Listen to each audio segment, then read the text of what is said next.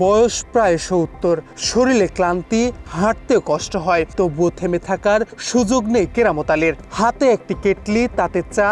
সকাল থেকে গ্রামের এপথ ওপথ, বাড়ি থেকে দোকানে ঘুরে ঘুরে চা বিক্রি করেন তিনি। এই সামান্য আয়েই চলে ৬ সদস্যের সংসার, তাই বয়সের ভারও তার পথ চলা বাধা হয়ে দাঁড়াতে পারেনি। নেত্রকোনা সদর উপজেলার গাতি ইউনিয়নের হরিদাসপুর গ্রামের বাসিন্দা কেরামত আলী। পরিবারের সদস্য ৬ জন, তাদের একজন বাক প্রতিবন্ধী। থাকার মতো নেই ভালো একটি ঘর। টিন ও বেড়া দিয়ে তৈরি ছোট ঘরে কষ্টে দিন কাটছে পুরো পরিবারের। অভাবের সংসারে কেরামত আলী চা বিক্রির আয় এখন পরিবারের বেঁচে থাকার অন্যতম ভরসা।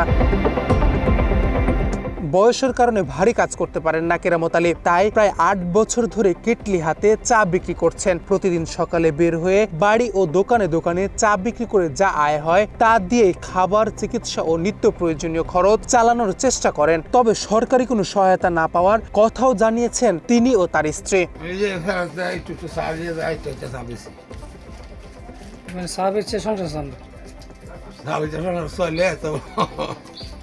কি করা মাত্র করতে পারি না। কয়জন আপনি এমনিতে ৬ জন। এই সার কি টিন নিয়ে বাজারে ঘুরে বিক্রি করেন? হ্যাঁ, বেশি ২,০০০ টাকা ঘুরে ঘুরে বেশি।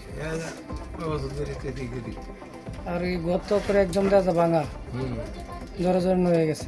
স্বামী চা বেছে অনেক না পায়রা কালি দিন রক্ষা হইরা চলতেছি।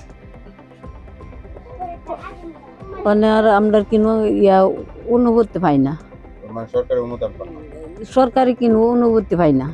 এই যে গড্ডার মানে ব্যাংকে পড়তেছে, হ্যাঁ আপনাদের এগুলো সহযোগিতা করে নাই? না, কিন্তু কিছু না, কোনো জনপ্রতিনিধি আসে না আপনাদের? না, সরকারি কিনু তা নাই গা। আমরা কিনু বক্স ভাতা হয়েছে না, আর আমরা কিনু সরকার থেকে কিনু চা পাই না গো বাজা। না, মাথা গোঁজার ঠাইটুকুও যেন অনিশ্চিত। বেড়ার পাতা ও ভাঙা টিনের ছাউনি দেয়া ঘরেই পরিবারের ৬ সদস্যের বসবাস। বর্ষায় বৃষ্টির পানি ঢোকে ঘরে, আর গরমে পাখার ব্যবস্থা নেই। প্রতিদিনই খাবার ও চিকিৎসার খরচ মেটাতেই যেখানে হিমশিম খেতে হয়, সেখানে নতুন একটি ঘর তৈরি করা কেরামত আলী পরিবারের কাছে যেন দূরের স্বপ্ন। স্থানীয়রা বলছে কেরামত আলী পরিবারটি দীর্ঘদিন ধরে আর্থিক সংকটে রয়েছে। বসত ভিটা ছাড়া তাদের তেমন কোনো সম্পদ নেই। একটি কেটলি নিয়ে গ্রাম ও হাট বাজারে চা বিক্রি করে কোনোভাবে সংসার চালান তিনি। তাই পরিবারটির জন্য সরকারি সহায়তার প্রয়োজন বলে মনে করছে স্থানীয়রা। উনি একদম গরিব মানুষ, উনি এমনি প্লাস দিয়ে বাজারে হাঁটতে হাঁটতে চা বিক্রি করে, কিন্তু ওনার সংসারে খুব অভাব। এমনি বন্ধে কোনো সম্পদ নাই, শুধু ওই যে বাড়িটাই আছে।